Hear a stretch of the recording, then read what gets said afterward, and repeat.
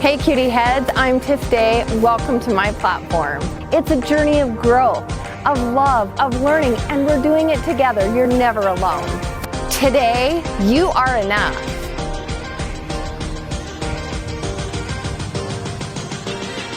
Hey cutie heads, it's Tiff with Tiff Day today, and I have the beautiful Emily. Seriously, I call you Magnolia Rose to everyone because that's how I know you on Instagram. A lot of people call me that, Magnolia Rose. But it kind of fits. Yeah, so it does. welcome. Thanks. We have some exciting stuff to talk about, but first, I really want to take a minute to just get to know you. Ooh, where to begin? I know. I feel like there's so much. So I'm going to let you tell your story, and then I might interject and ask some questions. Okay. Wow. Where do I even begin? So really I feel like my life journey, I guess, really started when my parents got divorced. So I was I think I was maybe 11 at the time. They had a really brutal divorce. That's kind of where all of the spirituality was sort of, because I was always seeking and searching answers and things like that. So that'll make sense as to why I'm going all the way back, if that makes sense. No, it does. But can I ask you just a quick question? Yeah. Having been through divorce, what does brutal divorce mean to you? Yeah, that's a good question. Okay. They went on it was a 2-year divorce, and my dad was breaking into the house, kicking in doors, turning the power off in the winter, breaking sprinklers. You're kidding me. They were crazy. And then it was really brutal. And my mom was just kind of doing her best to survive, and she worked a lot. Now I look back and I'm like, holy cow, I totally get it. Because at the time I was really resentful, I really wanted. Towards her? Okay. She was gone all the time. Okay. And so, but she was always working, and she had to pay for everything because right now I'm going through a custody situation, and it's expensive. Mm-hmm. So I get it. And she had 5 kids and the house, Mason and I were never married, So I don't know how the hell she did it. I look back on that and I'm like, holy freaking cow. This woman is incredible. So now I have a lot of love and respect for my mom. But back then, her and I did not have a good relationship at all. And so let me ask you this. How much juice do you want? You know what?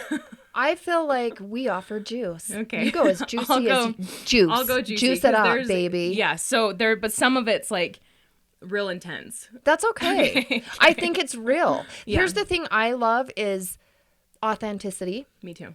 And I love the more real you are. There's people out there that are going to relate. Yeah. And might need to hear exactly what you're saying. Yeah. So okay, dish it, baby. I will do it all, and you can edit things if you want. Okay. So divorce was super brutal, went on for 2 years, and they both kind of, I feel used the kids sort of in it. So we got involved in a lot, and it was messy, I guess I'll say. So, I'd have a nightmare, and I'd tell my mom about it, and it would be somehow twisted and brought up in the custody battle. So it was a whole, oh gosh, it was just a mess. So, and then all my siblings were kind of doing their best to just sort of survive all in their own ways, and everybody went down interesting paths, and I was always really reserved and kind of a good kid, but I've always been rebellious, and so I was always viewed as being rebellious, and I had a mouth on me. So me and my mom fought a lot. But my mom got remarried to my stepdad, and he was... How old were you? So I was I think I would have been 13, 14. Let's see, because we moved so many times. So we moved into my grandma's house for a second, and then we moved to his house. Then they got married, they built a house, then we moved into that house. He was a little bizarre. So I don't know what to call it, because it is sexual abuse, but there's still this part of me that wants to dim the things that happened, and because it's not extreme enough, if that makes sense. And so I think that's probably one thing that I would say is I think a lot of people experience harassment or sexual abuse, and it is what it is, but we're afraid to call it that because it didn't hit this extreme level that requires the attention or gets the attention that most situations would, if that makes sense. It does make sense. I just don't think we should make light of it. Yeah, and I actually agree. So my stepdad, my mom was never home. So I'd be playing video games, and I'd look over at him, and he'd be super excited, and I'd just be sitting there next to him. So like stuff like that would happen, or like, see, and I don't know how much detail you want of all this stuff, but share it. So you can include what you want to include. But like he never touched me, but I definitely think it was like getting to that point. He was grooming me. He used to make me watch porn with him all the time, and it was all in the name of like, there was porn popping up on the computer, and later on we found out it was one of the boys in the house that was looking it up, but he was using that as a way of being like, Emily, when you were on MySpace, which was crazy to think that existed at one point in time. He was like, he'd be like, while you were on MySpace, like, did anything pop up? And I'd be like, no. And then he'd be like, well, did this pop up? And he'd show me that. And I'd sit there and I'd be like, I don't want to look at this crap. And he'd be like, these girls are like younger than you. They're like 13 years old. They're, da, da, da. And he'd brag about them doing things. And I was like, I don't even know what I'm looking at. Like, I don't know what this is. Don't know what I'm looking at. This is making me uncomfortable. So I'd go sit on one of the chairs in the back of the office, and he'd be like, no, I need you to come over here. I need you to help me. I need you to help me look at what is popping up so I know, so I can fix it. And he'd just show it to me for hours. Like, it was so gross. It seriously makes me so mad. It makes as a me mom, super like, I mad. seriously want to like go beat him up. And my mom was working all the time, and so after their divorce, I didn't see my dad for, I think it was like 5 or 6 years is what it was. He went and he filed bankruptcy and then moved in with his mom, and then we moved and we went on this whole, like, my mom got remarried and that kind of stuff happened. Okay. So around that time, I hadn't seen my dad in a really long time, but I didn't want to be home because of what was going on. Okay. I'd come home and he'd be like John would be laying downstairs with his pants down, just like laying there.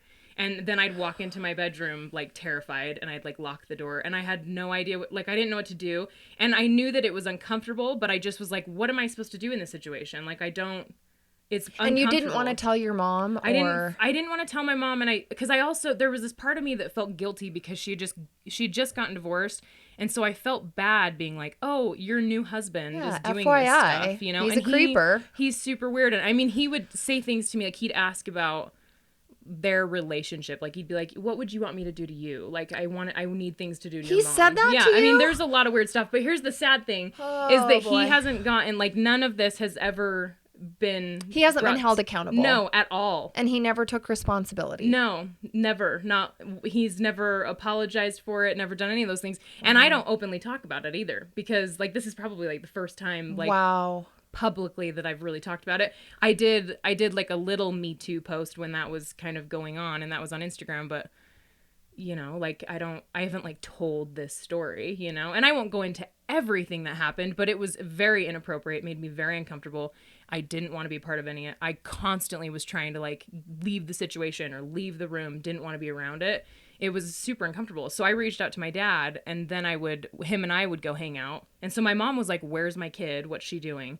I was, like, mouthy. I was mad. I was angry. That was going on. And then I was never home. So she assumed that I was doing, like, drugs or something, which I wasn't, but she didn't know what was going on, and I wasn't talking to her about it. You know? So, and then let's see, me and my dad developed a pretty good relationship. And the thing that was hard about that situation too, is there was always this part of, like, in the back of my mind, I kind of felt like the only reason he was really having a relationship with me was to secretly get at her. But I needed to be out of the situation I was in. Like, so I didn't want to be, like, I didn't want to be at home with John around any of it. So my mom found out that I was visiting with my dad, and she sent me to a residential treatment center. People, like, don't know this. This is, like, so wild. It makes me so sad. I know. But at the same time, like, all of this has totally made me who I am today. And so I'm not, like, I don't carry any resentment or anger towards anything I've ever been through. If anything, I would love if, like, my story were to help someone, you know, but I guarantee someone's going to listen. Well, I hope. that is going to relate or doesn't know what to do or where to turn, and you're probably going to help someone. Well, there's all this, like, anxiety of, like, when I talk about it, because so much of my story, like, with my family wasn't, you know, like, with John, like, there was no accountability. And so there's always this, like, the same way you kind of get naturally defensive about things. There's, like, this underground fear that like it's going to be misunderstood or twisted or someone's not going to believe me, you know, like there's all this like fear around it. And so it's just bizarre. Like it's super weird. It's not weird to talk about because I'm a pretty open book, but I don't think I've really felt the like impact of it all, you know, even though it has affected my life. Because do you feel like it's because you did compartmentalize it? Like you put totally. it in a box and it sits over here and only comes out if like in bits and pieces. Yep. Totally. Like it like sits, it's like put in like a garbage pile, like off to the side. Thanks for sharing. Yeah. Like honestly. There's so much. Like the residential treatment center, I was there for 6 months. And then did you feel can I ask you about it? Yeah, you can ask me anything you want. I love. I will be totally honest. when you went there, did you feel more safe? Did you feel more secure? Did it help build your relationship with your mom, with your dad? Like I want to know all the juice. All of this, please. So when I first got to the residential treatment center, it was terrifying. It was down in Virgin, Utah. Here's the other funny thing too. When we start talking about spirituality, so one of the last family trips that we did was to Zion's National Park. Okay. Which Virgin, Utah's on the way to Zion's National Park. I was maybe 11, and on the way down there, I remember looking at all the ranches that were out there. And I, no joke, was looking out the window all dramatically and thought, I one day want to live down here. And then you manifested that. I know. I asked for that. Like that. I made that happen. How crazy is that? And then years later, I'm like down there. So the first couple months, they were kind of like, you're in denial of your drug addiction, and because my mom just told them whatever she needed to. Whatever she assumed, I guess. So she made an assumption. I was going to say, how did she put you there? Was it just... the day that I was put there, I was sleeping. Someone knocked on my door, and my mom's so funny. She had like a tone of voice when she was like around officials, you know, like, so I kind of knew there was like something up. And so she knocks, I answer, there's like 3 cops there, and she gives me garbage bags and tells me to pack my stuff because I'm going somewhere. And I'm like, I don't know what this means, but okay. So like we pack all my crap up, and then Were you scared? I was terrified. Okay. Yeah. I was way nervous, but at the same time I also was like, it's such a confused, angry, low state of my life that I just was sort of like, okay, like the wave's coming, let's Bring it on. Just keep on going. Yeah. And so I packed up all my stuff in the garbage bags, and I didn't know what to bring because she didn't say anything. And by the time we got down there, it was like, you can't have this, you can't have this, you can't have this. So none of my crap really mattered. But yeah, that's how they like do it. They have cops there so that if you're aggressive or whatever they assume is going to happen, then they can like step in. They have it under in. control. Yeah. Okay. Yeah. So, but the ranch was absolutely amazing. Like I learned so much, tons. I mean, they did PPC, which is positive peer culture. So you sit in like a circle, and then your peers hold you accountable. And so like you're living in a group with, I think we had like 12 girls in B group, and then there's 12 girls in A group. They don't talk to each other, the 2 groups. One's on one floor, the other one's on the bottom floor. Like you're in uniform. You have to like line up and count when you go from like room to room. They don't have doorways, so you have to ask to come in and out of doorways. It's very like weird. Like there's so it's just super strange. Yeah, but they did do equine therapy, which was really cool. And so I connected with horses, and they do. Yeah, so you get they had something really cool though. They would rescue abused horses, and then you've got all these girls that have like drug abuse, and then like physical abuse and sexual abuse. You get them together and you connect with this horse. So they give you a horse based off of kind of like the personality. So I'm fairly stubborn, so they gave me a horse that was really stubborn, and her name was Cayenne, I think Cayenne. They said that she had fire in her belly is what it was. So apparently I was Did you have fire in your belly? Oh yeah. All the fire. And that was really cool. Like, so I got to like take care of her and train her and then ride her and go through like the whole progression, because she wouldn't let you ride her at first, you know? So you have to build that relationship and build that trust. And that was really cool and very rewarding. And then you clean, you go to school, you take care of the horses. So in a lot of ways it was really cool, but it was really strange. Like you sleep on a mattress that's like this thick. And like I wish I should have brought photos of this. Like I have so many pictures, because my dad would come down. They normally didn't allow family to come down unless it was for like Christmas, but after they realized that I wasn't in like a denial phase, they started giving me like special privileges. And so he was allowed to come down, because when everything about my stepdad came out, because slowly that, you know, it was like, well, why didn't you want to be home? And I was like, oh, well, my stepdad made me uncomfortable. So you did get to share a little bit. Some of that, yeah. Okay. So I told, well, yeah, I guess I told all of it. So my therapist was like, we definitely need to talk to your mom about this. Mm-hmm. And because it was all the way down in Virgin, we did a phone call. And I remember she just was like, oh, that's interesting. And I was like bawling. And so that was kind of a sucker punch to the gut. And then they drove down to like have a big discussion about it. And the staff ended up sending them home because they felt like it wouldn't be in my best interest. And so I don't know if they were... Did John come with her? Yeah. No way. And I don't know if maybe they were like in denial about it, or if they weren't believing me, or what the story was. Or if he had his own story to tell. He might have. Well, and it's interesting because like I've talked to my mom about it now. Her and I ended up, we've been through so much. But one day we had this 8-hour conversation, and I explained everything to her, and she told me all about her story, which was really interesting to see from her perspective, you know, and everything she was going through and working so much, and the divorce, and just how much damage all that did. And so we were able to really understand each other. But she told me that they went to therapy for that. And so like he did openly talk about it. So it's not like he admitted it. Yeah, it's not like he was denying it, but I mean, no, like he's not on like a registered sex offender list. Like he's not... Which is so sick to me. Like, I would not want him... I mean, he was, like, working in the church, too. So, like, it's absolutely disgusting. And that's crazy to me, because if those tendencies are there, they're there. Right. So why not warn other girls? It freaks me out. And the thing that's weird is, like, especially with all this sex trafficking stuff that's been going on, it's insane to me. And people don't realize that it's everywhere. And there's this, like, huge push to normalize pedophilia, or how do you say it? I saw that. Pedophilia?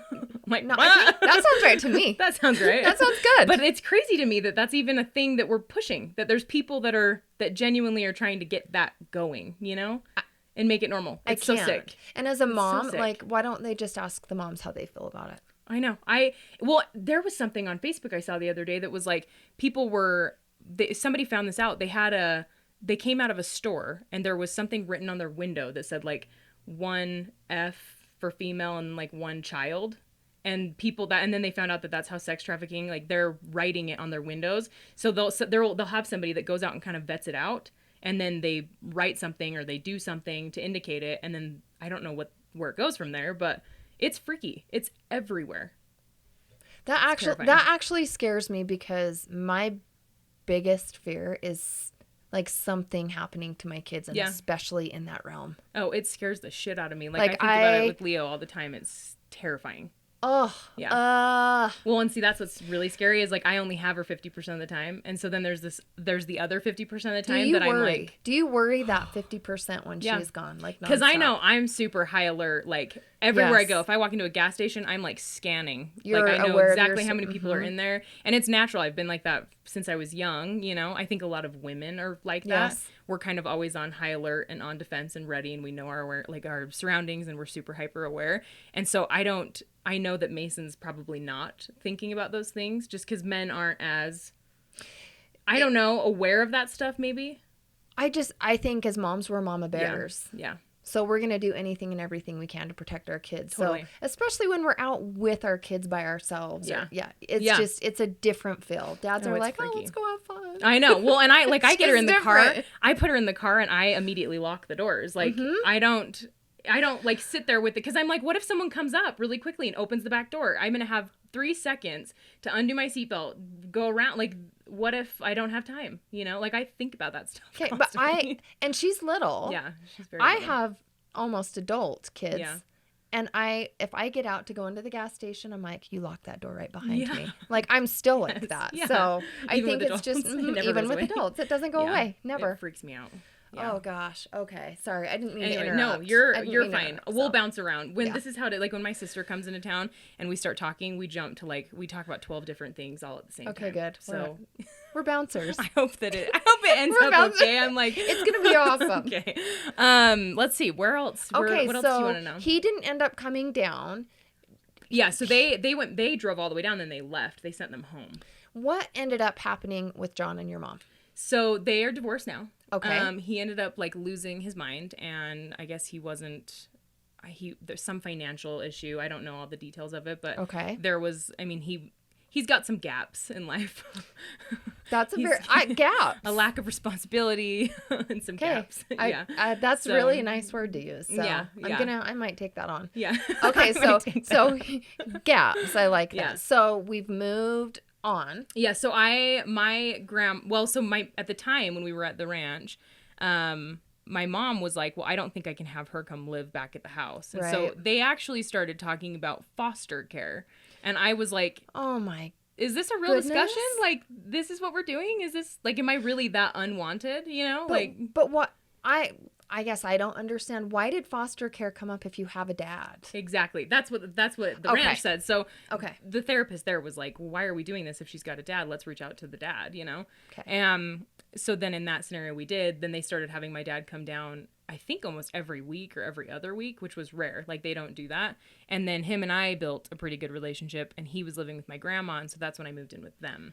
And my grandma was like mom, dad for me. Like, taught me to drive, took me to school. We talked about boys. We watched the Kardashians. Like, she was my best freaking friend. Like, love her to death. She taught me unconditional love. Like, she's a saint. So she's like the person in your life. She was like that rock for me. She kind of played both mom and dad role, because my mom, she's also got her gaps, you know, and so she was dealing with her crap. And I think my mom, not to make any excuse for her, but her and I have also come a really long way. And now that I've been through some of the stuff she's been through, I look at her life and I get it. I have a lot of sympathy and respect for what she's been through. And so there's no ill will there whatsoever. But she definitely, I wouldn't have made some of those choices, you know? Like, if anything ever happened to Leo, I will believe Leo. I will choose Leo. I will never, there's no debate there for me at all, you know? And so there's differences there, but I have a lot of forgiveness and love for her, so I don't hold on to it. And we're in like a good place now. So good. But yeah, so I went and lived with my grandma and my dad. And then my dad he was like dating a lot of people. And so then I was with Josh, my like high school boyfriend who I married at one point in life. And him and I were together for like 7 years, which is crazy. Like, I can't even believe that I did that. Yeah. Do you remember that? I do. Oh my gosh. Okay. Yeah. I know. It's bizarre. It's crazy. My journey is very interesting. But yeah, so he was like my high school boyfriend at the time. So I was dating him, and my dad we shared a wall. So he was like in his bedroom. It was like we were siblings. It was so weird. My grandma was upstairs. We were in the basement. He had his wall. I had mine. Like, it was in my room, his room, shared wall. That's what I'm trying to explain. I know that didn't make a lot of sense. I'm following it. But he was talking on the phone one night. I was talking to Josh, and I don't know what he was talking about, but he kept banging on the wall going, I can hear you, like, stop. And I was like, you're talking to your girlfriend. I'm talking to my boyfriend, like, back off, you know?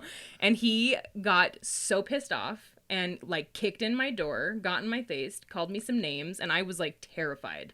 And so I called Josh, and I was like, come pick me up. He came and grabbed me, took me over to my brother's house. I stayed with my brother for like 3 or 4 days, and then I moved out at 17. Me and Josh were just like, let's just move out together. Like, screw this. We don't need parents. Let's move out. I was still in high school. It was insane. So I did that. What did your grandma say?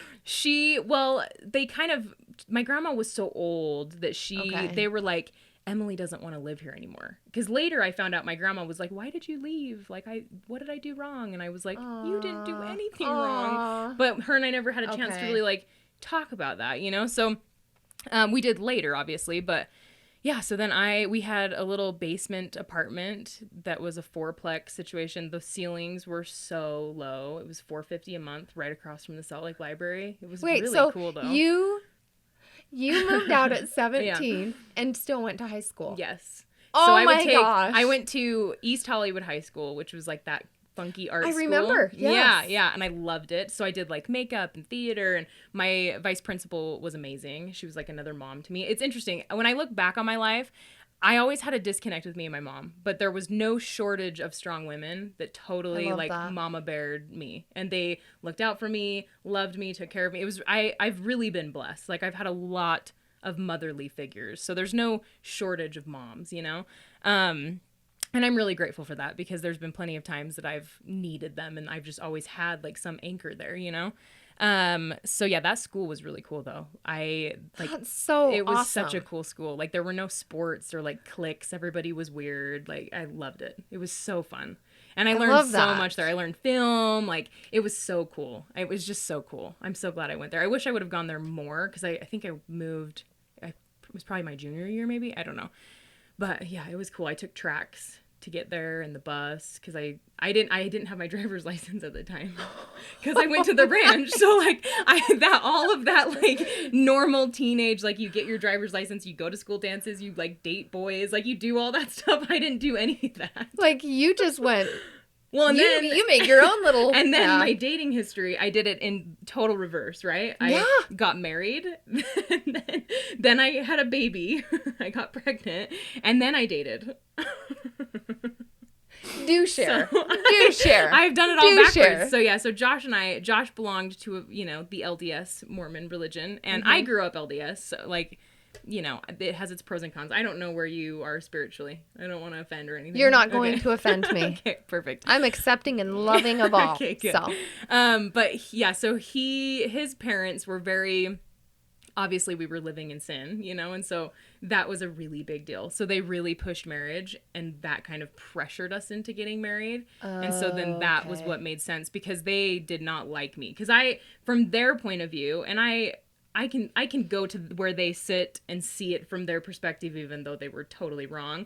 They viewed me like this, like, feisty, like, slutty girl that, like, slid in and, like, took their son from the church, and that wasn't the case at all. You had complete reign over him and telling him what... It was so silly. And Josh was his own person, like, and he was also a great person, and they didn't give him that credit ever.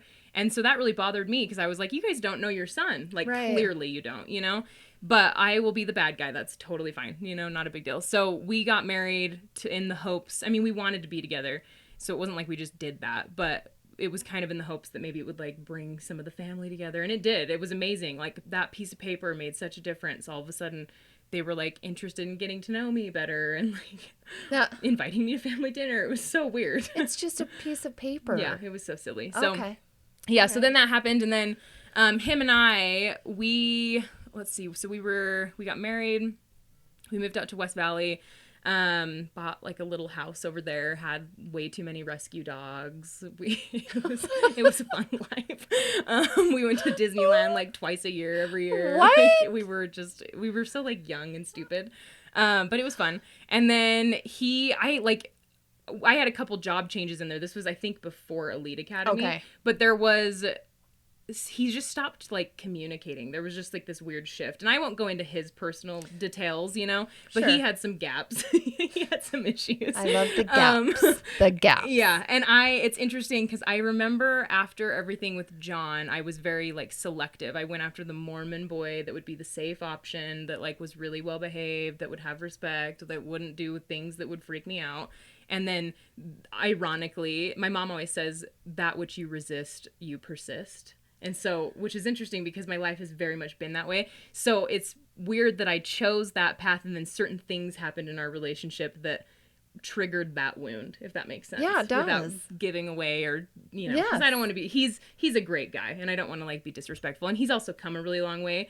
I'm really proud of like the journey that I've heard and that I've seen, sort of, you know. I think that's great. Good. Yeah. That's good. But that didn't work out for me. And this is where my spirituality really like came into play. Because I've always had, especially growing up LDS, like I've always sort of rebelled against that and like had my own beliefs, and I've had some cool dreams over the years, and I've always been very intuitive. So I've kind of gone down that path naturally ever since my parents divorced. Okay. That was really like what was like, okay, who do I want to be? What do I want to, what's the impact that I want to make? And this doesn't feel right. This feels wrong to me. You know, like I have this weird gift where I can immediately tell when someone's lying, and I can immediately feel their intentions. And that is super uncomfortable sometimes. But I knew that back when my parents were getting divorced, that was like really what triggered it. I knew what was weird, what was wrong, what was a gap, what didn't make sense. It was just icky energy, and I could feel it.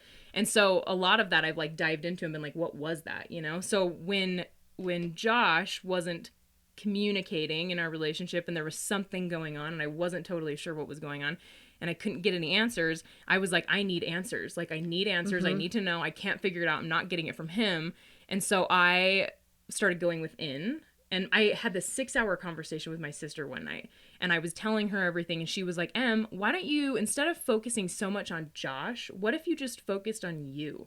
Because you're not going to change what he's doing. You're not going to change, like, what you don't know. Like, why don't you, and like, take that energy and focus it on yourself? And I was like, that's a really great idea. Maybe I should do that. And so I started going to the psychic fair at Dancing Cranes every month. Like, they did psychic readings there all the time, but they did a fair. I think it was like the 4th Saturday or the last Saturday of every month.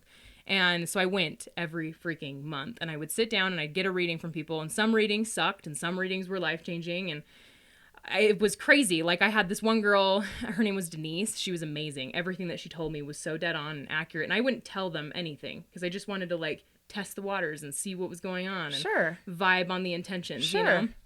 And then they'd be like, you need to pick up this crystal and, like, connect with it. And I'd be like, okay, I'll do that. And so I just started, like, following that guidance. And then I introduced bath time to it. So it's funny. In the self-love community, people are like, it's not just taking a bath.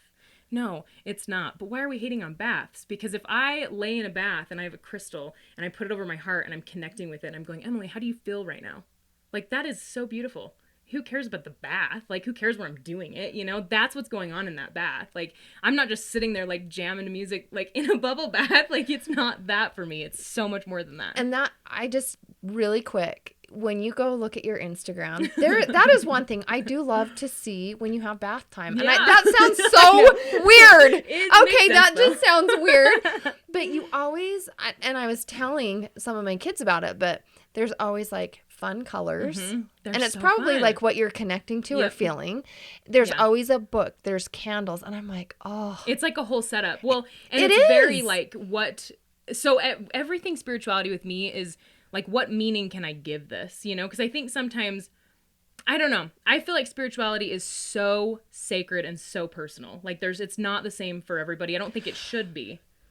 God bless America. Okay, I just have to hug her right now because America. But I have to tell you why. Because part of my platform is taking care of yourself. Yeah. And I think a huge part of taking care of yourself is figuring out your spirituality. Yeah. And what your spirituality looks like may not be the same as this guy over here or this gal over here or me. We are all different, but we have to find spirituality because that's what gives us purpose. Like, totally. That's what keeps us on our path in life. So I'm sorry that I had to interrupt, but what you said, I'm like, I love her. This is your podcast. I can just go off. I'm like, no, so I'm sorry to interrupt, but I just like, fine. You just nailed it. Well, so thank you. Yeah, my whole bath situation was, here's what I noticed. There was one day, so I used to have panic attacks around this time when I was with Josh. I was having panic attacks all the time.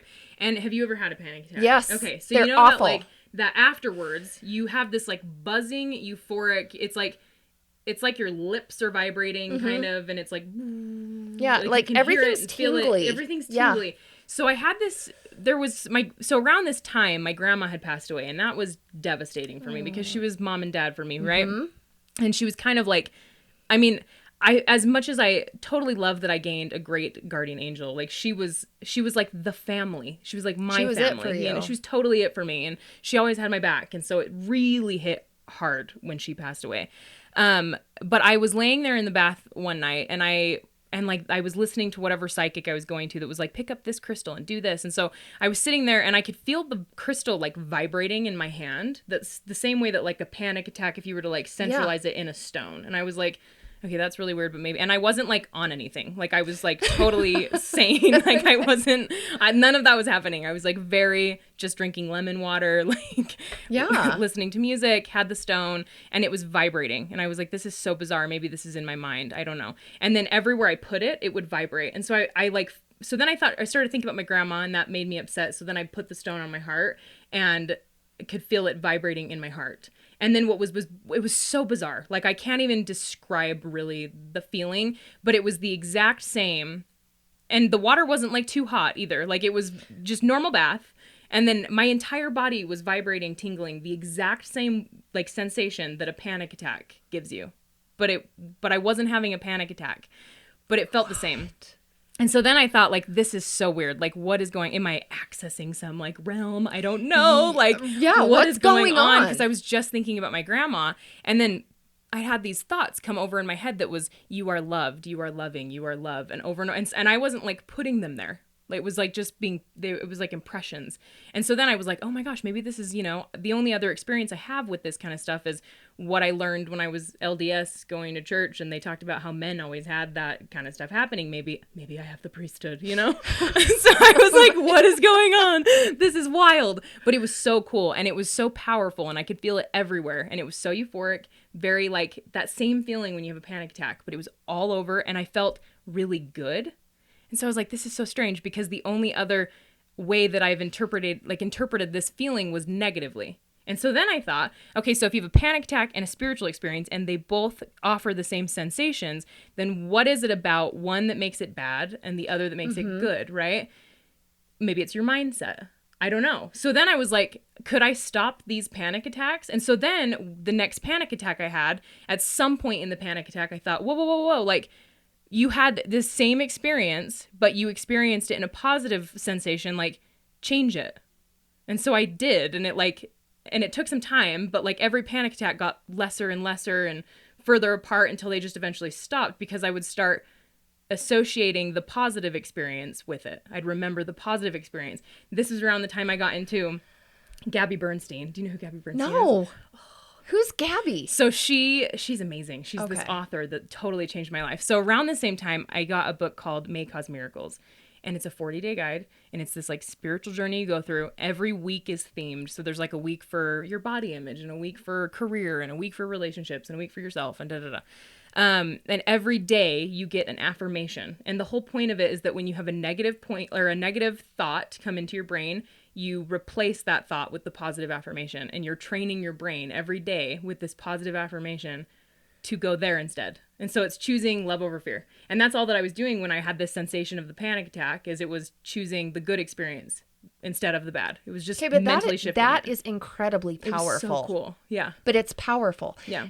That you can take something over here that's yucky and awful and scary and change it. Yeah. Well, and that's crazy. You totally can though. Like, why wouldn't you be able to, And that was what was weird for me, is like, when that first happened, I was like, well, duh, of course it's that way. Like, it's all just sensation. It's all just feeling. I'm choosing to give it a negative. I'm choosing to like take everything going on with my relationship and dump it in that, I'm choosing to make it mean that. Every thought you have, you're choosing, if you choose to see it that way. That's what I think. I'm choosing that. I love that. Huh? Yeah. Honestly, I feel, again, I just want to reiterate, and maybe you can too, or give any bits of knowledge. People need to get in touch with themselves. Absolutely. Figure out your spirituality, whatever that may be. Yeah. Because, I mean, look at you. You've been through anything and everything. And like, you are just like, you still have all this love. I'm sitting here and truly, like, you can just feel that. You're so like, sweet. But she's beautiful, right? She's beautiful. Sweet. Like, there's this beautiful light, but you bring that with you when you walk into a room. Like, you walked in my house, I'm like, I love her. Like, I love you too. I love you too. So I just, people take some time. Yeah, I think it's super important. I honestly, like, my spirituality has been something that has been with me through a lot of crap, but it has always kept me floating above water versus drowning every time. And I'm so grateful for it. And I go through waves, like, I don't meditate every day, but I'd like to, but there's times in my life where I definitely do. Like, I go through like a 2-week period where I meditate constantly. So it just, I don't know, it changes, it evolves, but I think it's super important. Yeah. So just, again, guys, please take time for you and know that today you are enough.